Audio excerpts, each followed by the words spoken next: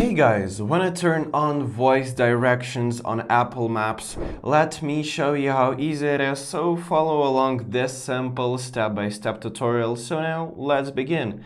Now first off, start by opening the settings app of your iPhone. So just give it a tap and then scroll down to the bottom of the settings and click on the apps option. Now this will open the list of the apps installed on your iPhone, so scroll down until you see the maps and then simply open them. Now here again, scroll down until you see the spoken directions. Just click on them and here you can change the voice volume and tweak some other settings. So now when we made sure that you have the spoken directions enabled, you can exit the settings and open the Apple Maps app.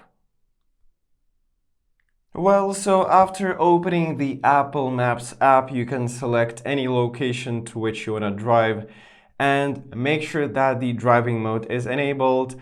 Click that car icon at the bottom left and now you will see that go button at the bottom right. So just give it a tap and then you should look for this audio icon at the right side of your iPhone. So when it is enabled, this means that voice volume is enabled. And if you do not have this icon, click on that arrow at the bottom right to open a menu. Click on the voice volume and make sure it is enabled. So I guess that's pretty much it, guys.